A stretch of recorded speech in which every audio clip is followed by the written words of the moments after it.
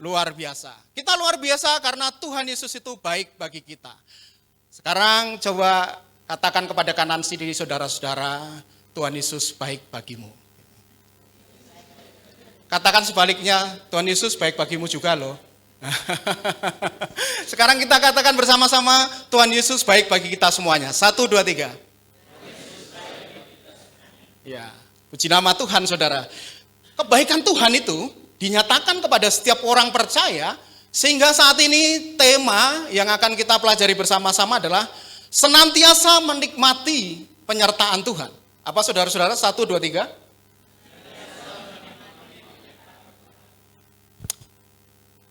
Saya itu yang mungkin yang pertama kali menikmati penyertaan Tuhan, saudara. Sehingga banyak sekali berkat yang saya rasakan kemarin. Terima kasih untuk gereja ini, terima kasih untuk Pak Tony dan Bu Yani untuk Zebra 21-nya. Sehingga kami sama keluarga boleh piknik tipis-tipis di tempat ini, dan juga terima kasih nanti selepas ini kami boleh menikmati kebersamaan bersama keluarga di Taman Safari. Kiranya Tuhan memberkati tempat ini, dan kiranya Tuhan juga memberkati Pak Tony dan Ibu keluarga, dan juga semua jemaat yang ada di tempat ini, dan semua karyawan dan staf.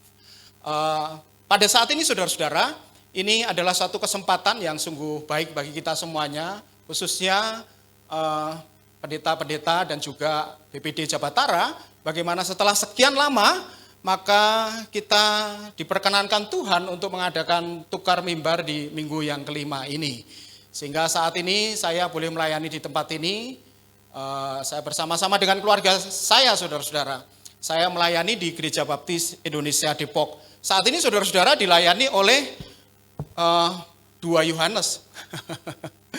Mas Yohanes, titik-titik siapa gitu, dan saya juga, nama saya Yohanes, tetapi ada kepanjangannya. Susetyo Eko Nugraha. Kalau saudara-saudara melihat logat saya, pasti saudara-saudara mengerti saya dari mana kan gitu ya. Kok medok banget kan gitu ya. Susetyo, bapak saya itu mengatakan, memberi nama saya Susetyo itu, Su artinya itu baik, Setyo itu akhirnya setia. Wah. Karena itu istri saya setia ya. Oh iya setia. Eko itu satu, jadi Nugroho itu adalah anugerah kan gitu ya. Tetapi puji nama Tuhan, di dalam Tuhan katanya orang Jawa itu kok jenengmu itu bahasa Mandarinya itu abot kan gitu. Abot itu apa sih saudara? Iya. Katanya itu kalau namanya berat itu sakit-sakitan, tetapi puji nama Tuhan, saya tidak sakit-sakitan, saya selalu sehat saudara-saudara, karena seperti apa yang sudah menjadi iman kita bersama-sama, di saat kita boleh mempercayakan diri kepada Tuhan dan di dalam Tuhan Yesus Kristus, apapun namanya, pasti Tuhan memberikan kebaikan, penyertaan yang terus-menerus di dalam kehidupan kita. Amin saudara-saudara. Itu pendahuluan dari saya. Nanti kita akan bisa kenal lebih lanjut. Saat ini saudara-saudara, seperti apa yang menjadi tema kita, yaitu senantiasa menikmati penyertaan Tuhan. Kita tadi sudah membaca bersama-sama di Bilangan pasal yang ke-14 ayat 6 sampai dengan yang ke-9. Saudara-saudara, kita percaya bahwa Tuhan itu menyertai kita. Siapa yang tidak percaya bahwa Tuhan itu tidak menyertai kita? Tentu saja kita semuanya percaya saudara-saudara. Di dalam imbas dari kepercayaan kita itu kepada Tuhan, kita juga sering berpengalaman bersama-sama dengan Tuhan. Kita juga sering merasakan bahwa kasih Tuhan itu nyata di dalam setiap kehidupan kita, di dalam setiap perjalanan kehidupan yang sudah kita lalui bersama-sama. Di tahun 2021 masih ingat dari ingatan kita bagaimana pergantian tahun antara tahun 2021 ke 2022. Masih ingat bagaimana di tahun 2021 begitu hebatnya pandemi yang kita rasakan, sehingga semuanya lini, semuanya orang itu bukan hanya di Indonesia saja tetapi global terdampak dari pandemi ini saudara-saudara. Tetapi bagaimana kita sebagai umat yang mempercayakan diri kepada Tuhan, kita boleh merasakan imbas dari kepercayaan kita kepada Tuhan Yesus Kristus, sehingga kita ada seperti kita ada sekarang ini saudara-saudara. Kita sering untuk merasakan bahwa karya Tuhan itu nyata di dalam setiap kehidupan kita. Tuhan, di saat kita sakit, maka Tuhan menyembuhkan. Ada orang yang mengatakan, di saat kamu sakit, minum obat apa? Oh, sembuh sendiri kok. Orang percaya di saat sakit itu sembuh sendiri, saudara-saudara. Disitulah sebenarnya Tuhan bekerja di dalam setiap kehidupan kita. Sehingga di saat kita sembuh, maka itu adalah bukti bagaimana penyertaan Tuhan di dalam setiap kehidupan kita, saudara-saudara. Di saat mungkin di dalam perjalanan ada suatu yang itu membuat kita akan kecelakaan tapi tidak jadi, saudara-saudara. Disitulah bagaimana Tuhan menyertai kita. Lucu sekali masyarakat di Indonesia ini, saudara. Mau tabrakan tidak jadi kok malah berkelahi. Mau tabrakan tidak jadi kok malah mereka itu ngomongnya kasar. Seharusnya mau kecelakaan tidak jadi itu apa, saudara-saudara? Puji Tuhan. Bersyukur. Wah, bersyukur ya Mas, ya tidak ditabrakan. Malah marah-marah, saudara-saudara. Kemarin saya itu perjalanan ke sini, puji Tuhan lancar, saudara. Jadi sebelah saya itu ada yang naik motor kenceng banget itu nabrak belakangnya, kan gitu. Tetapi mereka itu tidak saling mengumpat. Dan terkadang orang yang tidak jadi kecelakaan malah saling mengumpat, malah berkelahi gitu. Harusnya kita apa? Mengucap apa, saudara? Nah, bener loh. Nanti kalau seperti itu mengucap syukur, bener loh. Nanti di saat kita bekerja ada sesuatu yang terjadi sedikit aja, padahal itu dalam perlindungan Tuhan. Wah, kita tidak mengucap syukur ya itu ya. Jadi kita harus apa? Mengucap syukur, saudara-saudara. Jadi sering kita merasakan bahwa penyertaan Tuhan itu nyata di dalam setiap kehidupan kita. Di dalam segala situasi, saudara-saudara, bagaimana ada kalanya kita berpikir bahwa mana cukup penghasilan saya, mana cukup apa yang saya dapatkan ini, gitu kan. Kita mungkin berpikir demikian, saudara-saudara, di saat kita mungkin salah perhitungan di dalam ekonomi kita, padahal kalau di dalam firman Tuhan kita pasti cukup, saudara-saudara, tetapi mungkin salah, mungkin kurang memperhitungkan, ya kan, sehingga apa yang terjadi di situ kita berpikir dan kita khawatir, tetapi rupanya sampai sekarang kita semuanya masih bisa makan, saudara-saudara. Saya melihat di sini tidak ada yang cengkring sekali, kurus sekali, itu enggak ada, ya kan? Ada seorang musisi yang terkenal namanya Ahmad Dhani. Dia itu mengatakan demikian. Masa kita itu harus khawatir, setiap hari itu uang itu dicetak, masa kita tidak akan kebagian satupun, pasti ya kita akan kebagian. Orang yang tidak percaya Tuhan aja bisa ngomong seperti ini, apalagi siapa? Apalagi kita, saudara-saudara. Ya kan? Saudara-saudara, jadi bagaimana kita sering untuk menikmati karya Tuhan di dalam kehidupan kita. Tetapi meskipun banyak sekali bukti penyertaan Tuhan itu, saudara-saudara, ada kalanya di saat kita diperhadapkan di dalam satu permasalahan, ada kalanya kita diperhadapkan di dalam satu tantangan di dalam kehidupan kita, saudara-saudara, kembali kita merasa apa? Khawatir. Kembali kita merasa takut. Kembali kita merasa gelisah, saudara. Apalagi kalau permasalahan ini datang tidak sendiri-sendiri, tetapi membawa teman-temannya. Masalah kok datangnya itu rombongan. Mbok ya berkat itu yang datangnya rombongan loh. Kalau berkat datangnya rombongan, mah kita tidak usah siap ya, semuanya siap, saudara. Tetapi bagaimana permasalahan ini datang tanpa diundang, saudara? Apakah ada di antara kita yang akan merencanakan besok saya akan mendapatkan masalah lah jam 8 lah gitu? Ada yang merencanakan? Enggak, saudara-saudara. Kalau anak-anak mereka itu ujian di sekolah, saudara, pasti gurunya itu banyak yang ngomong, meskipun ada beberapa yang ngomong, tapi banyak ngomong, anak-anak besok ujian, tolong siapkan banyak sekian sampai sekian. Tetapi kalau ujian di dalam kehidupan, apakah ada pemberitahuan, saudara-saudara? Ada enggak? Tidak ada, kan gitu kan? Tidak ada di antara kita yang merencanakan ada suatu permasalahan. Karena itu, saudara-saudara, di saat kita percaya kepada Tuhan Yesus sebagai Tuhan Juru Selamat, maka tidak ada jaminan di dalam Alkitab orang yang sudah percaya itu mereka terbebas dari apa? Masalah, tidak ada jaminan. Karena di saat kita percaya kepada Tuhan Yesus, maka kita tidak langsung rapture ke surga gitu, enggak kan gitu. Kita masih di dunia ini. Firman Tuhan mengatakan bahwa kita ini di saat percaya kita sudah menjadi warga kerajaan surga. Tetapi sayangnya kita masih ada di dunia. Nah, ini yang menjadi repotnya. Warga kerajaan surga tapi masih di dunia, berarti kita masih bergumul dengan setiap masalah-masalah yang kita kita hadapi saudara-saudara. Dan masalah ini datangnya secara tiba-tiba. Tidak ada direncanakan. Bagaimanakah kita harus mensikapi masalah ini saudara-saudara?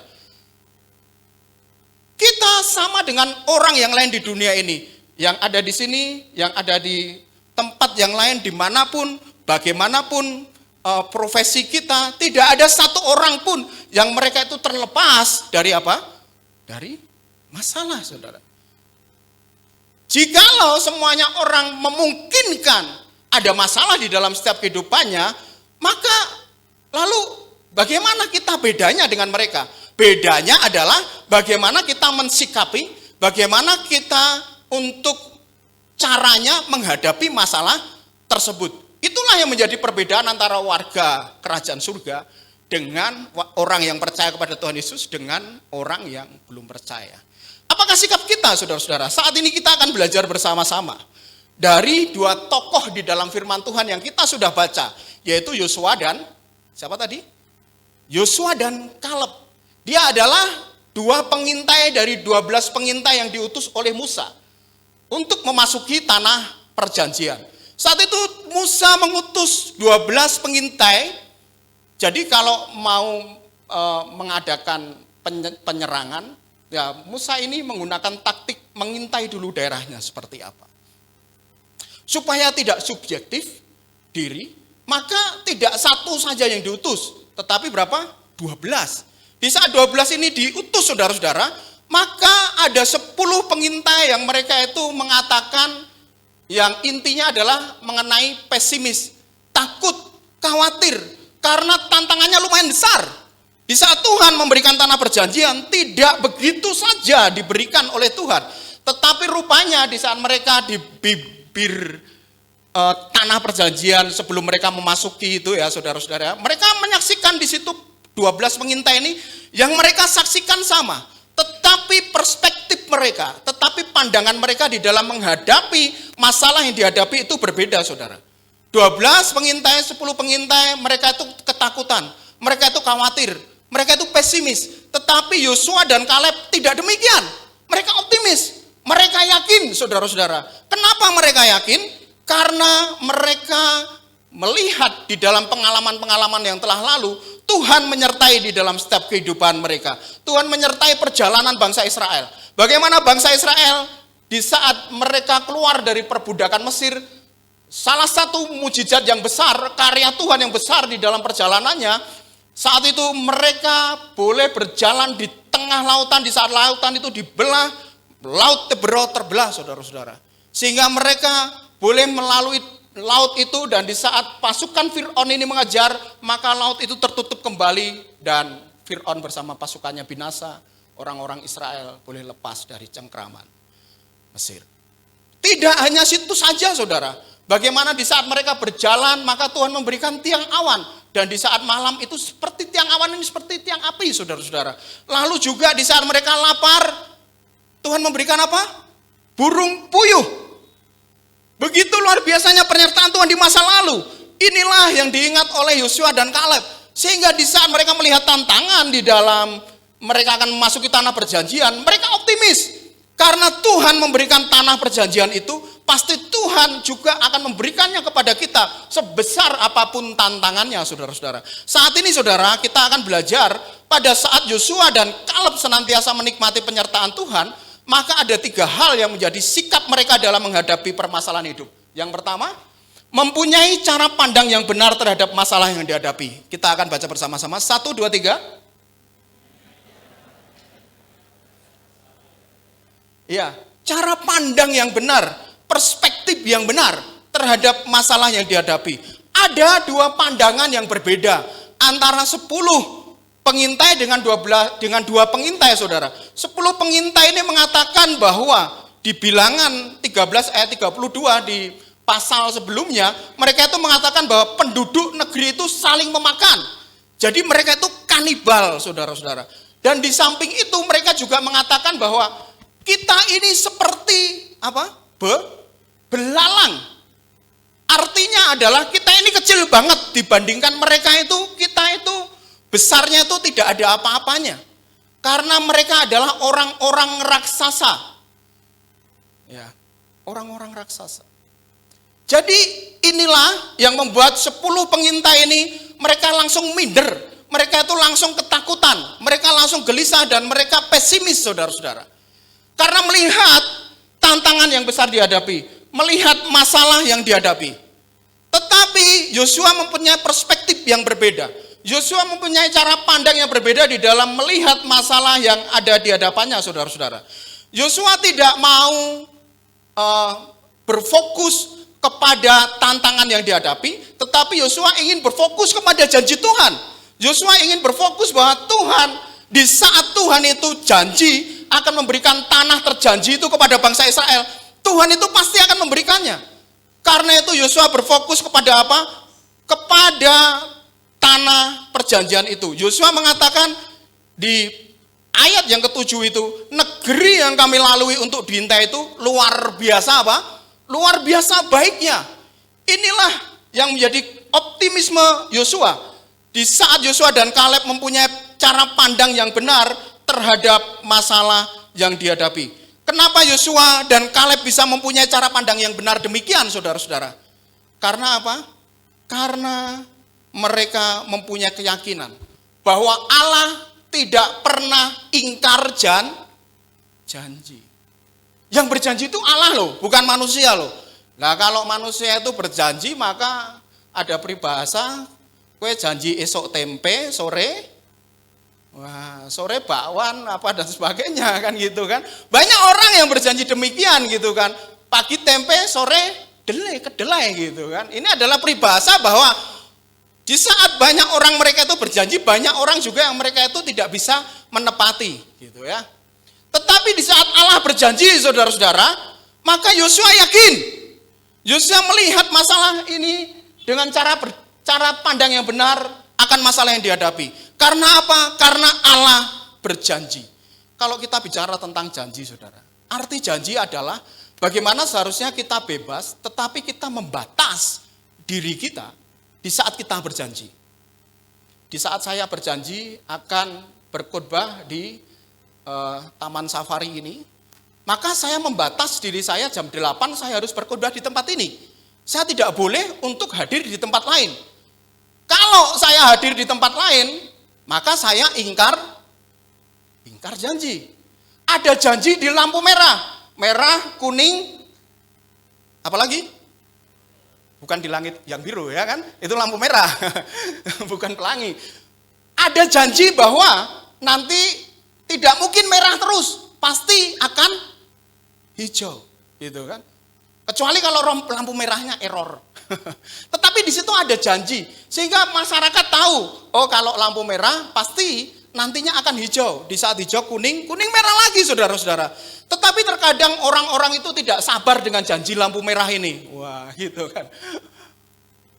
Kalau sudah kuning itu hati-hati. Tetapi kalau kuning hati-hati enggak? Untuk pelan-pelan atau kebut-kebutan kan gitu kan. Supaya enggak merah lagi maka cepet-cepetan gitu ya. Padahal ada janji di saat kuning itu pasti akan merah. Dan di saat merah itu ada janji ke hijau. Itulah yang membuat keteraturan. Jadi janji itu membuat keindahan di dalam kehidupan ini saudara. Di saat saudara berjanji suami ke istri, maka saudara-saudara membatas diri saudara untuk saudara tidak berjanji kepada istri yang lain. Dianggap istri nantinya. Wah enggak seperti itu. Di dalam kekristenan mengajarkan tidak Adam dan Hawa dan Mulyani dan Tukini dan sebagainya ya kan. Adam dan Hawa saja.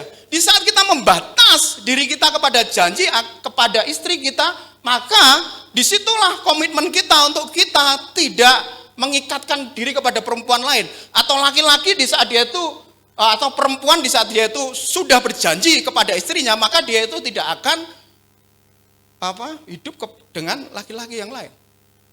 Demikian saudara-saudara. Jadi janji adalah di saat kita bebas, maka ada batasan di situ. Sekarang perhatikan saudara-saudara. Allah berjanji. Di saat Allah berjanji, maka Allah itu yang seharusnya bebas. Tetapi dia membatasi dirinya sendiri. Oh, bayangkan saudara-saudara. Allah itu sebenarnya dia adalah Allah yang Maha Kuasa, Allah yang tidak diatur oleh apapun, terserah saya, kan gitu kan.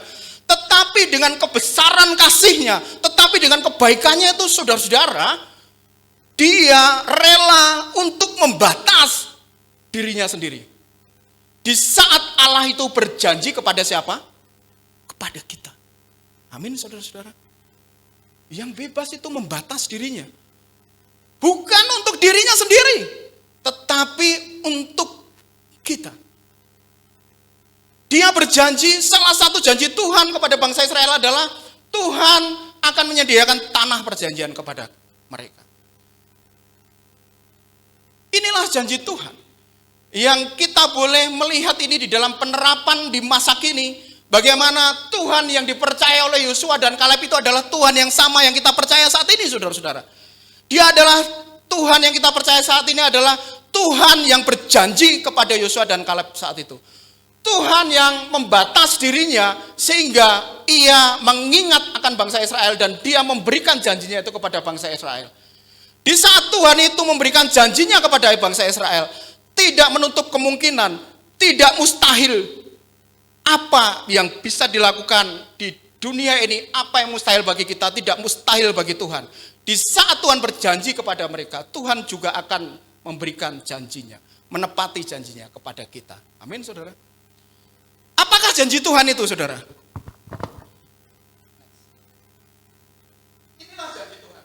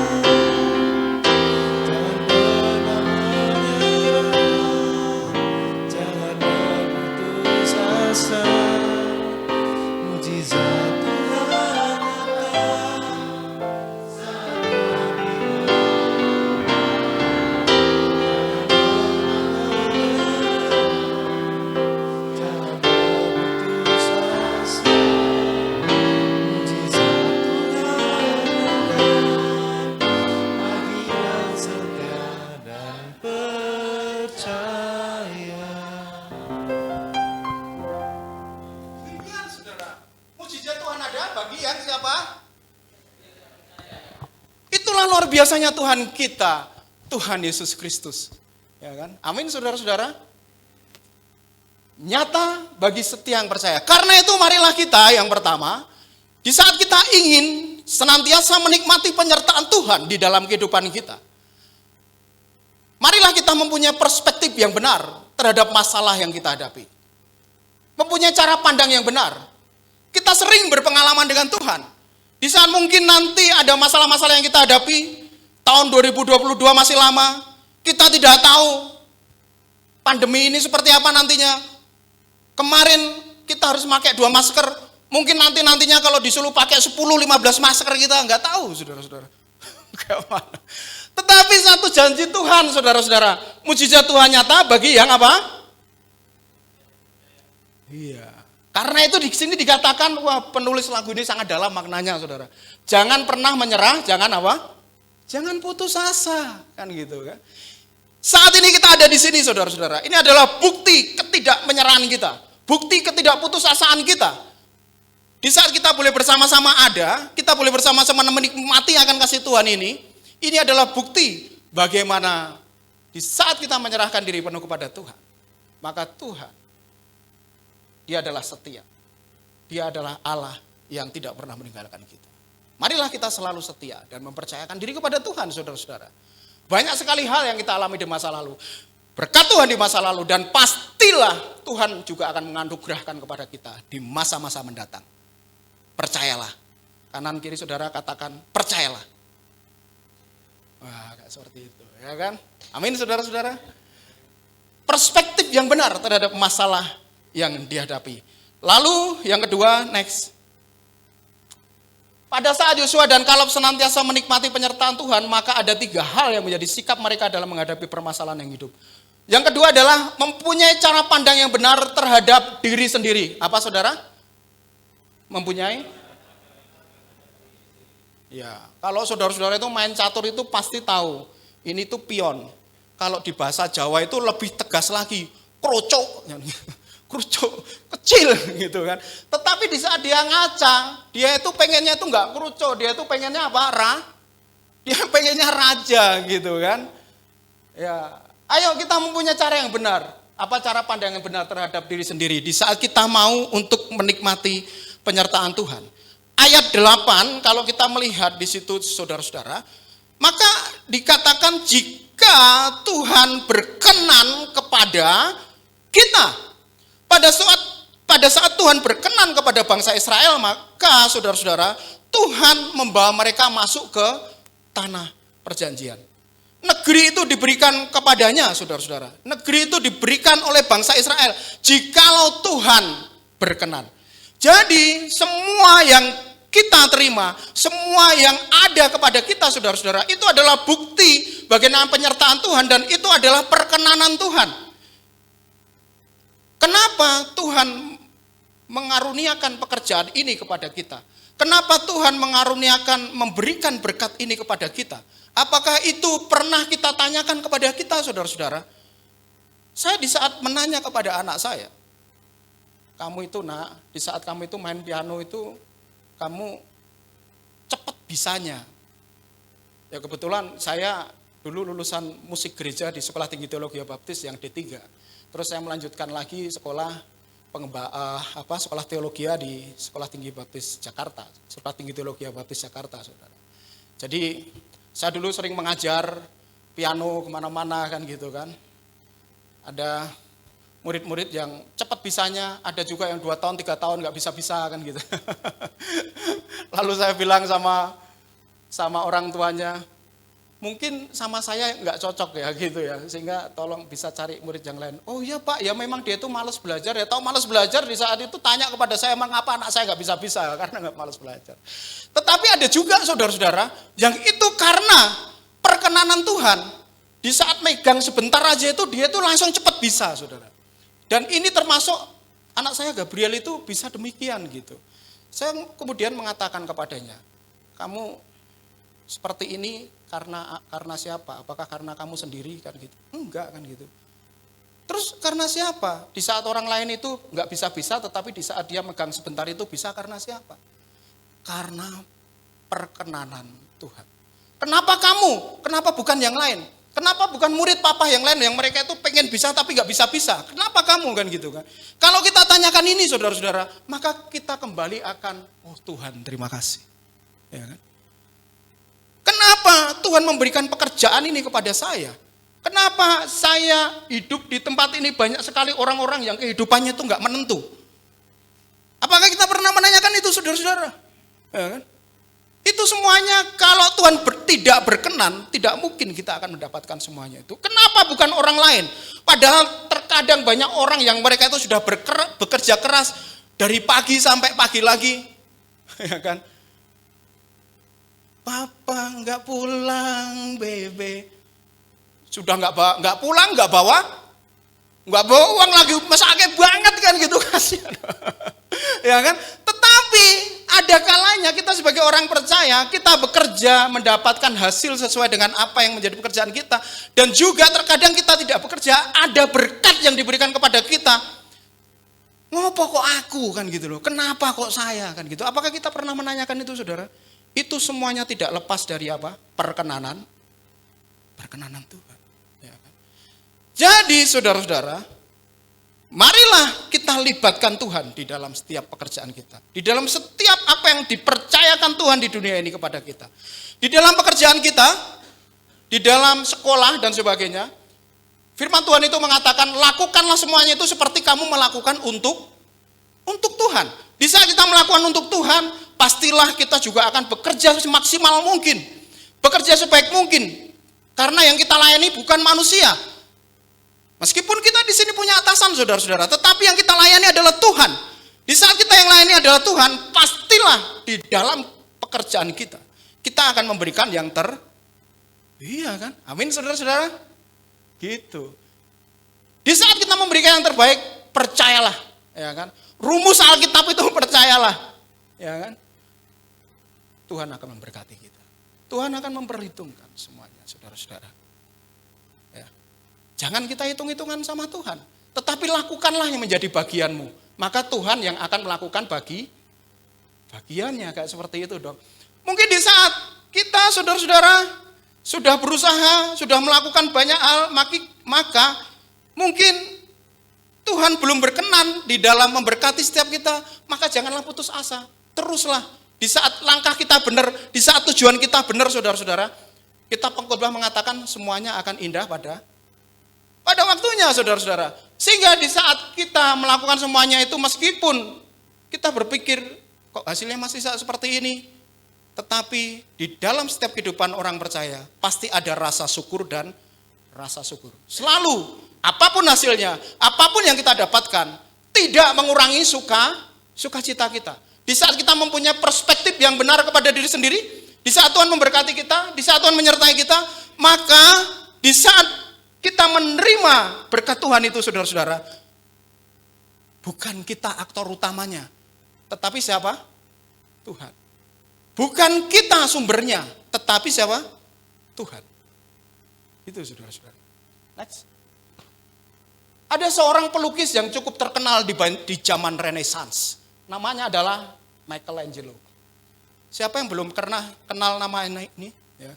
Saya kira kita semuanya sudah banyak yang familiar dengan nama Michelangelo.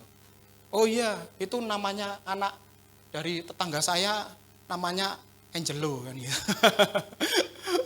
Tapi itu diambil dari nama ini, saudara-saudara. Michael, angel kan gitu ya. Artinya adalah malaikat angel, malaikat Michael kan gitu kan. Michelangelo hidup di zaman Renaissance. Seperti di musik, saudara. Di sejarah musik itu ada pemusik-pemusik yang mereka itu juga hidup sesuai dengan zamannya. Zaman Renaissance, zaman Barok gitu kan. Kalau Johann Sebastian Bach itu, dia hidup di zaman Barok. Bagaimana saat itu Johann Sebastian Bach, dia tidak kenal piano. Karena piano saat itu belum lahir, saudara. Yang lain adalah harpsichord. Itu neneknya piano, ibunya piano. Lalu kemudian lahirlah piano. Jadi bersyukurlah kita di masa modern. Dulu Johann Sebastian Bach di saat mau main item-item ini, cis sama des itu beda, harus di stem dulu kan gitu ya. Di saat mau main cis harus stem dulu. Tetapi dengan adanya piano tidak perlu stem-steman lagi. Zaman barok.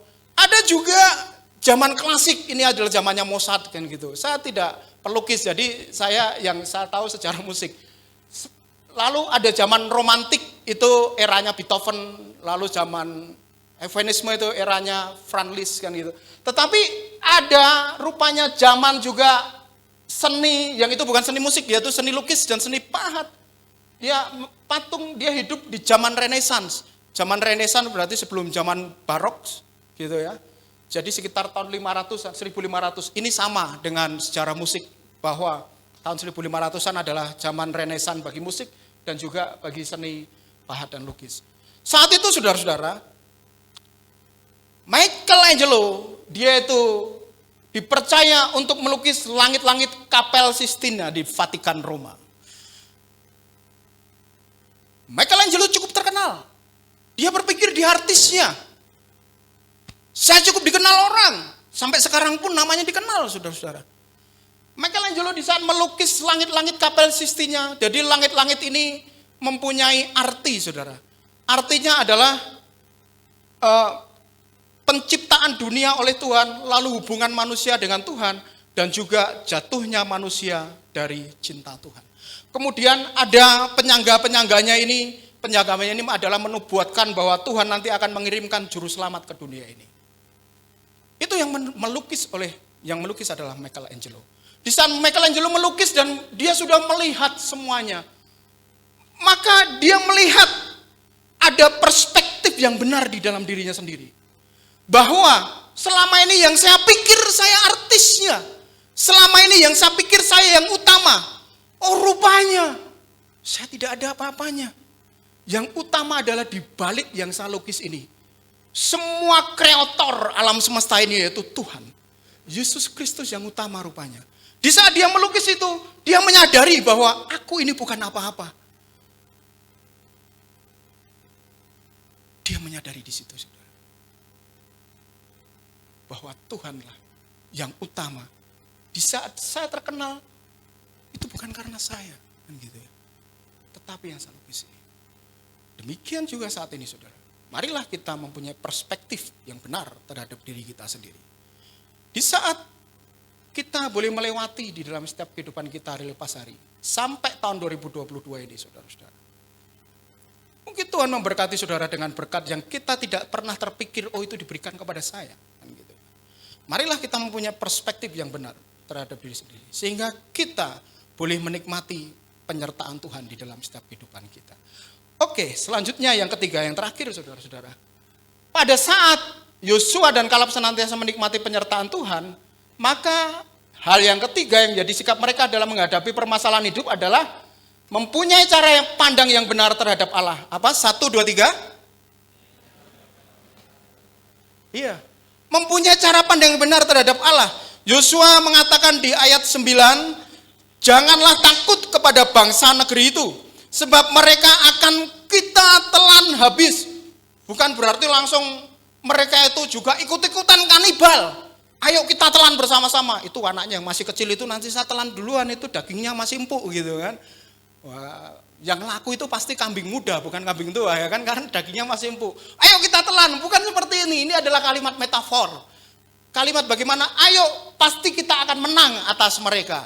Ya, seperti itu saudara-saudara. Jadi saudara-saudara, mengapa Yosua dan Kaleb bisa dengan yakin mengatakan demikian? Karena mereka tahu bahwa kuasa Allah lebih besar dari kuasa-kuasa yang ada di alam semesta ini, saudara-saudara. Kuasa Allah lebih besar daripada ilah-ilah yang lain di dunia ini, saudara-saudara. Amin. Ya kan? Sehingga Yosua dan Kaleb mereka dengan yakin mengatakan yang melindungi mereka telah meninggalkan mereka. Kenapa yang melindungi mereka telah meninggalkan mereka? Karena ada Tuhan. Ya kan? Karena ada Allah yang menyertai bangsa Israel. Sebelum bangsa Israel datang ke situ, maka Allah mereka masih ada di situ. Tetapi di saat bangsa Israel ada di situ, Yosua melihat dengan kalimat yang meyakinkan, yang melindungi mereka, telah meninggalkan mereka. Ya kalau yang melindungi sudah meninggalkan, maka Yosua dan Kaleb mengatakan, karena itu mereka optimis. Ya kan? Mereka mengajak supaya bangsa Israel tidak takut. Berbeda dengan 10 orang lain tadi, saudara-saudara. 10 pengintai tadi, mereka takut, mereka gentar. Tetapi Yosua dan Kaleb yang melindungi mereka telah pergi. Ada masalah besar yang dihadapi, tetapi kuasa Allah lebih besar daripada masalah yang kita Yang kita hadapi, saudara-saudara. Karena itu, marilah kita mempunyai cara pandang yang benar terhadap Allah. Di saat Allah berjanji akan memberikan berkatnya kepada kita bagi orang yang mempercayakan diri kepadanya.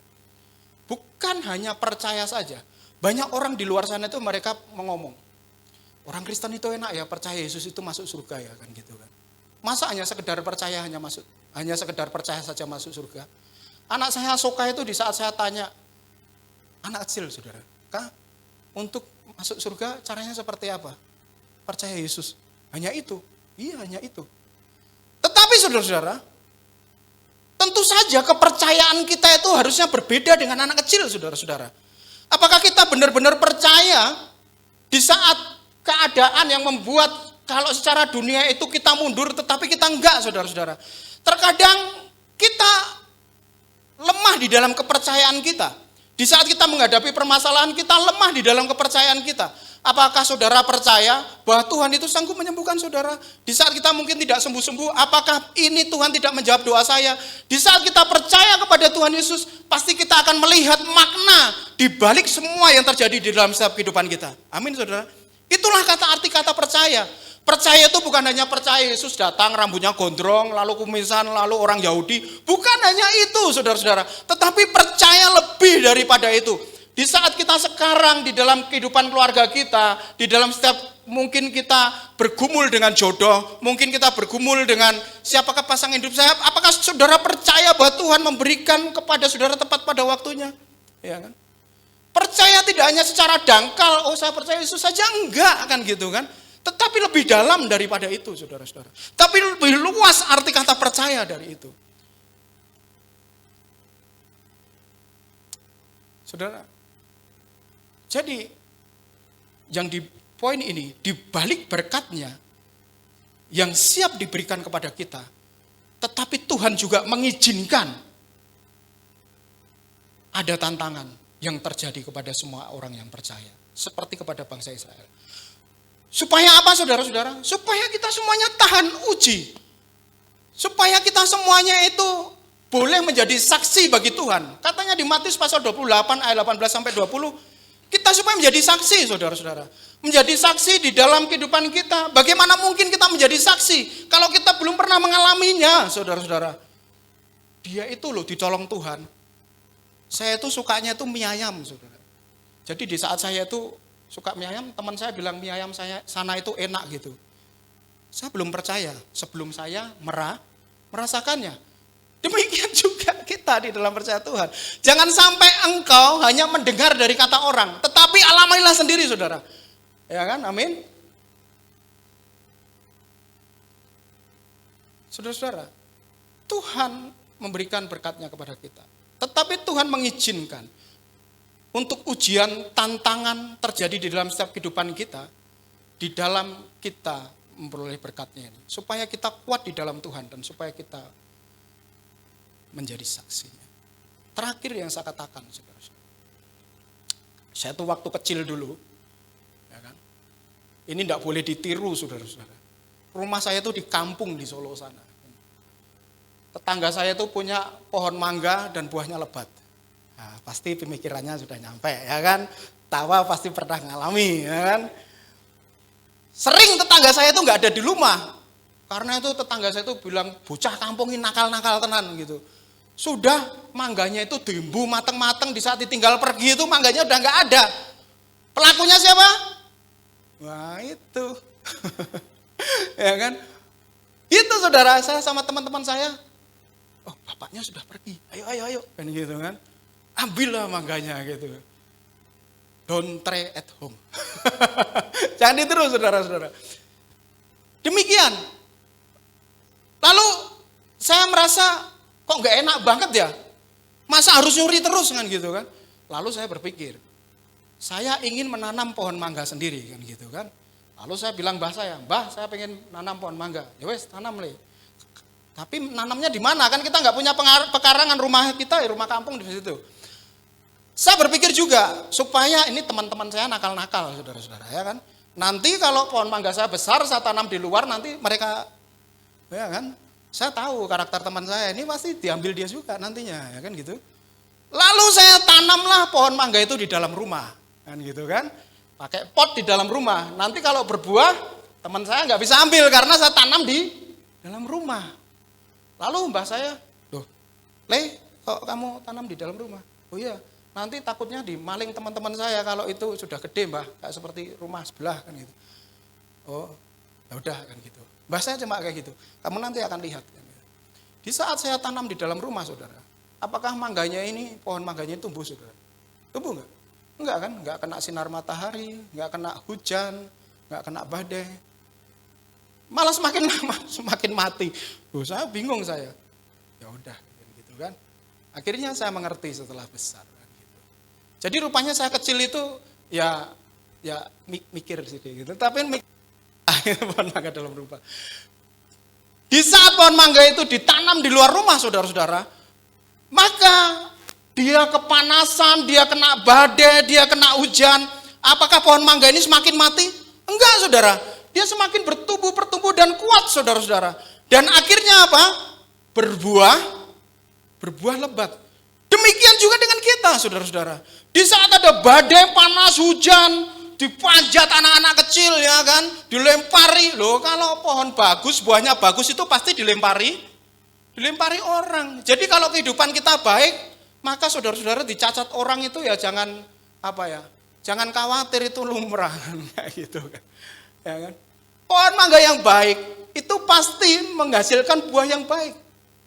Tuhan mengizinkan berkatnya untuk kita nikmati, tetapi Tuhan juga mengizinkan setiap ujian-ujian untuk kita alami bersama-sama. Sehingga di saat ada badai, panas, hujan, dan sebagainya, saudara-saudara, itu semuanya tidak membuat pohon mangga ini mati, tetapi semakin berbuah lebat. Demikian juga kita, saudara. Tuhan mengizinkan tantangan ujian yang kita hadapi bersama-sama. Setiap kita itu mempunyai ujian sendiri, tantangannya sendiri-sendiri, saudara. Tetapi jawabannya sama, adalah Tuhan yang memberikan jalan keluar kepada kita. Jalan keluar itu tidak selalu seperti apa yang kita pikirkan. Terkadang bertentangan dan kontras. Karena apa yang menjadi indah bagi Tuhan itu terkadang itu berbeda dengan keindahan yang terjadi kepada manusia, saudara. Karena itu marilah kita selalu melibatkan Tuhan di dalam setiap kehidupan kita. Sehingga kita mengerti estetika Tuhan di dalam kehidupan kita. Keindahan Tuhan yang Tuhan maksud di dalam kehidupan kita. Sehingga ada pengucapan syukur. Di saat kita mempunyai cara pandang yang benar terhadap Allah, maka kita akan selalu menikmati penyertaan Tuhan hari lepas hari di dalam setiap kehidupan kita. Jadi, selamat menikmati penyertaan Tuhan, saudara-saudara. Dengan kita mempunyai perspektif yang benar terhadap diri sendiri, perspektif yang benar terhadap masalah yang dihadapi, dan perspektif yang benar terhadap Allah. Tuhan berkati kita. Marilah kita akan berdoa.